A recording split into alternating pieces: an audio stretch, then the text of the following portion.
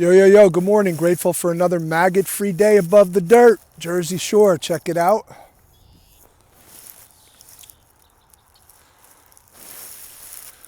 So, today's video is called Buddhism Don't Need No Stinking Morals. Or does it? I forgot her name. I'm just blanking right now, but the topic was suggested by someone, and I just can't remember her name right now. So when you see this, please give yourself credit in the comments. I really appreciate everyone's support and encourage people to contact me with questions or discussion or suggestions. So I appreciate it. So this ties into the conduct commitments, but I'm not going to rehash all that right now. If you're new to Buddhism and you need a little foundation in that subject, go back in the videos till you see conduct, practice, and so I'm not going to discuss that.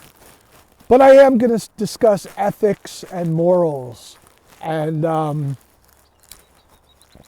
define them first. Ethics, for me, is a general consensus and agreement between a community of people, a group of people, that to adhere to a certain set of guidelines, rules, even laws, and understand if they don't, there's going to be a punishment for not doing so.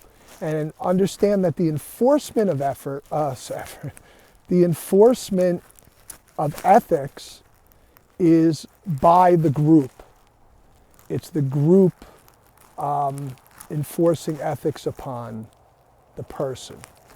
Morals is our own enforcement over ourself of our own guidelines, rules, boundaries that we created to live within. So for me, that's the difference. Not semantics to me, two different things, though those words are used interchangeably all the time, and I think that confuses the issue. And the reason, the topic, the title I've given it, Buddhism Doesn't Need Any Stinking Morals, is mainly because Buddhism does not say that every Buddhist practitioner has to believe the exact same thing and adhere to one prescribed view at all. So that's why Buddhism isn't dependent on morals. It doesn't define them. It doesn't enforce them. It says to create your own subjective understanding of your own moral compass. Now, that's not permission to do whatever we want, right? Buddhism says we shouldn't cause harm. So inevitably, taking a moral stance could cause harm, but there's not an intention behind it to cause harm. We're not purposely and willfully going at another person to hurt them based on their moral stance. So that's important. We're not condoning behavior that causes harm, that causes trauma. We're not condoning horrible acts towards one another. What we're doing is seeing that each of us can have our own moral compass, our own moral perspective, and we use our discernment with ourselves and with others, and we don't judge, we don't condemn. If we don't agree on a stance, it doesn't mean we don't have a conversation about it, it doesn't mean we don't give voice to what we believe. What matters is the intention behind what we do. Because sometimes we think things will be helpful and they are harmful. And sometimes we think the things we don't do because we think they'll be harmful actually might have been helpful. And again, Buddhism says, whoa, that's up to you guys. It's not up to the teachings to define that for you. And this is huge, and this is what really makes Buddhism completely different than every other religion, ideology, or belief system, is it really says, we're not going to tell you what to believe. That's up to you.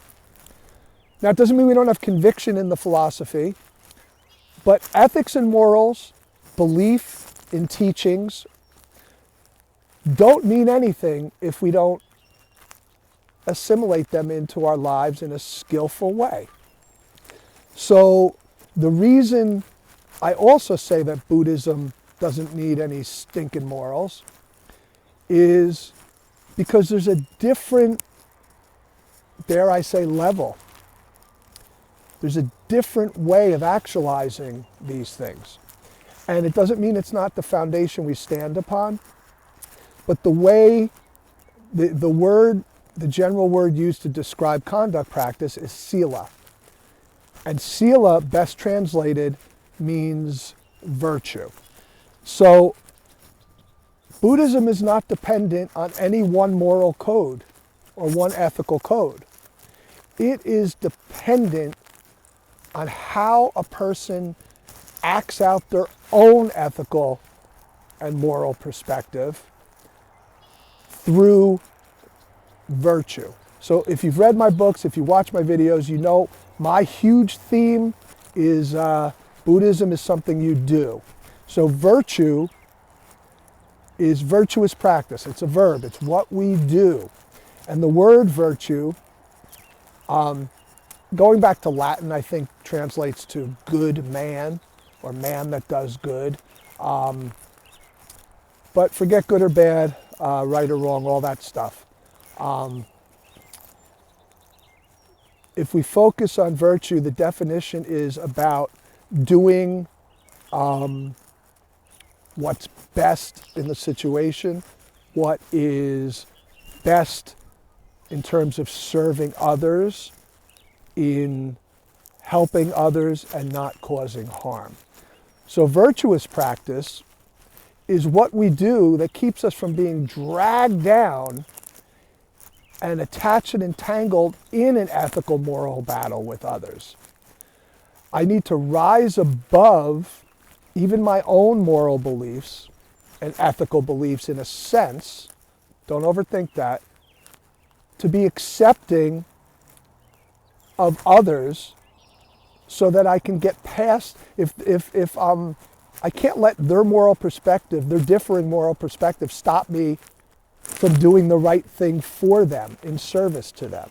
So that's what it means to not have morals. It means we need to rise above that fixed, rigid place of ethical judgment, of staunch morality.